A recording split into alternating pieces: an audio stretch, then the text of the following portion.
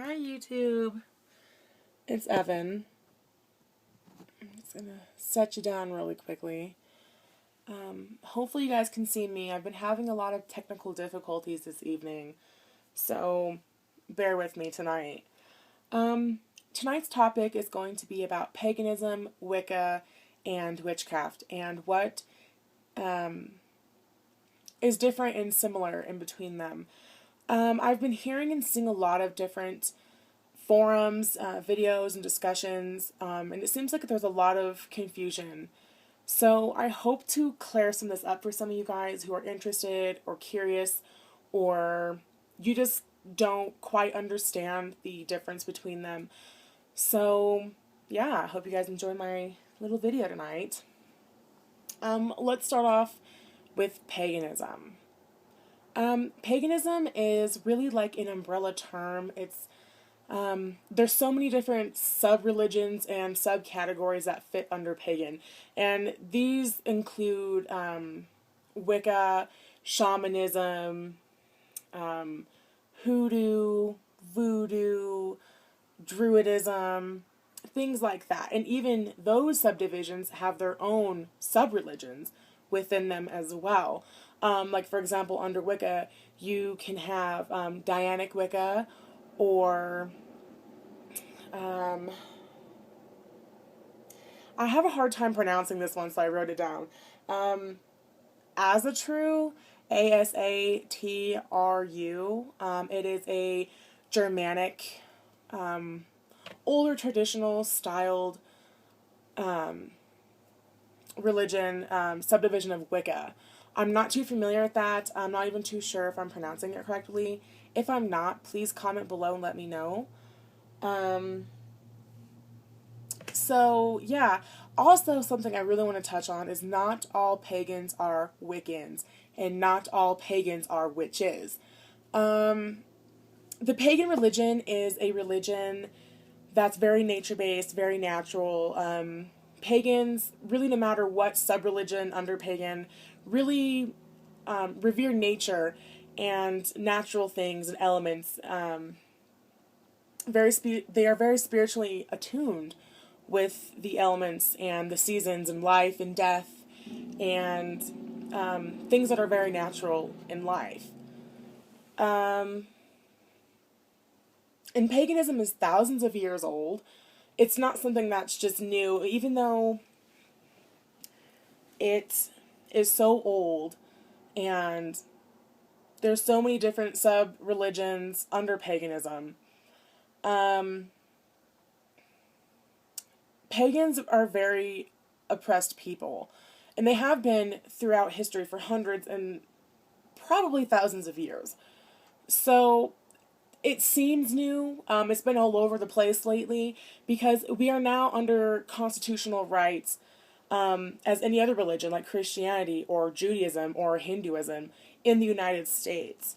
So more people feel comfortable expressing their religion, they feel more comfortable talking about it, and things like that. So that is pretty much paganism. Like I said, let's just retouch. It's an umbrella term. There are many sub-religions under paganism. Not all pagans are Wiccans, or Wiccans, excuse me, or witches, and not all pagans use tools, if you will. There's many different forms of paganism and different sub-religions like that. Sorry if I'm having such a hard time tonight. You see these little cards? I had to just make some fact cards just so I can remember everything, because it's such a large topic, and there seems to be a lot of people that are confused on the topic. So let's move into Wicca. And like we previously discussed in paganism, Wicca is a sub-religion under paganism. It was founded by Gerald Gardner in the 1950s, and a lot of pagans took up the new Wicca way. It was new, it was alluring, it was something different. So a lot of pagans moved into Wicca, but not all of them. Um, Another thing about Wicca is you can make it your own. You can choose to incorporate anything you choose to. If you don't want to use tools, you don't have to. If you don't want to worship or praise a specific god or goddess, you don't have to. And not all Wiccans are witches. Wicca is, there's other subdivisions. Like I discussed previously, Dianic Wicca, which is a mostly female Wicca-based group. And I'm sure there are some males that do participate in Dianic Wicca. I'm not too sure. I haven't studied too deeply into other branches of Wicca. But from what I do know is most people that do practice Dianic Wicca, they worship the goddess Diana. And they don't really touch too much on the masculine or male counterparts too much. It's usually very female based, so a lot of women are getting into that, and that's becoming very popular as well. Another one that we discussed was the Asatru Germanic Wicca, which came back in the 1970s. That's also becoming very large and very popular from the information I have gathered. And there's also eclectic Wicca. I am an eclectic witch. Yes, I did use witch. I am a witch, and yes, I am Wiccan. Eclectic Wicca incorporates, like I said previously, pretty much whatever you choose to. If you choose to worship a specific god or goddess, you can. If you prefer to use certain elements more than others, you can. If you even prefer to use, to, I guess, specialize in something like purification or fertility or things like that, you can. And it's very personal, it's very spiritually based, it's very your own, and, you know, just, it's really fun to experiment with it and to have fun. Which leads me to my next topic, which is witchcraft and witches. And this is just my personal opinion, my personal view. In my opinion, I feel like a witch is anybody who necessarily manipulates a tool such as a bell or a wand or athame to better help themselves achieve their goals. I choose to use tools simply because I feel that the energy of the tools does truly help me achieve the goals I'm trying to achieve. And I also use them as focal points when I'm meditating and grounding and centering myself. If I have a candle lit, I'll, look into the flame and just relax and just let my mind go. And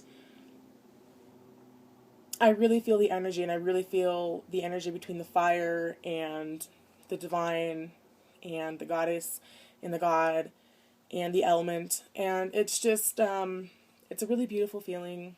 It's a very calming feeling to me. But like I said, you don't have to use tools. I will be making more videos for those of you who are interested in using tools, but you want to do so on a budget. I'm going to be making some videos to show you how to make and to gather some tools, very simple, basic tools on a budget. And for those of you who choose to practice witchcraft or Wicca but not use any tools, I will also be posting videos about rituals and various types of cleansings and things like that that you can do without tools at all. So hopefully you guys watched that video. But quickly I'm going to go over why I chose Wicca and why I chose to be a witch. I was raised in a non-traditional religious family. My parents really let me discover my own religion. They took me to some Sunday Catholic schools and to some Sunday Christian schools, and I even identified with Judaism for a very long time. But Wicca was always in my mind. I was introduced to Wicca at the age of 10, and ever since then it just blossomed and it just bloomed. I became very spiritually attached, very receptive. I've always been a very nature-based person. I've always been very in tune with the elements and my physical surroundings. And I'm the kind of person that I have to physically see my god or goddess, and I have to physically hear him or her and touch them and feel reassured. And I couldn't find that in any other religion. So I chose Wicca basically to be more in touch with the divine and Mother Earth and the beautiful constellations above in the universe. And really wanted to be so much more than just the norm. And it really fits me. It's very nurturing to me. I feel like it's what's right for me, and it's not right for everybody. No one religion is right for anybody. But I really feel very connected and very grounded in Wicca as my choice of religion. If you're Christian and you're proud to be Christian, you feel grounded and that's right for you, great. I mean, we all have a spiritual path and we all have a spiritual journey, and no two people are the same. I mean, everybody's path and destiny and calling is different, and this just happens to be mine. And I'm glad that you guys can join me along the way. I have been practicing Wicca for almost 12 years now. So, and there's still things I don't know, and I don't pretend to know everything. There's still things I'm learning. Like I have these little cards. So there's still things I'm learning and experimenting with. And with all good things, there are bad things. You've probably heard of black magic and evil magic and things like that, and they do exist. But one thing I cannot stress enough is anything you send out comes back to you times 3. That means you send out good vibes, good karma, anything you send out good or positive to the universe, you will get that back by 3. Same thing goes for bad. You send anything out that is negative, malicious, evil, or bad, you will get it back times 3, and that is a real pain in the ass.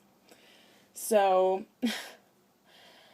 yeah, that was that. So I hope you guys enjoyed this video, and my next video is going to be about solitary witchcraft or coven work.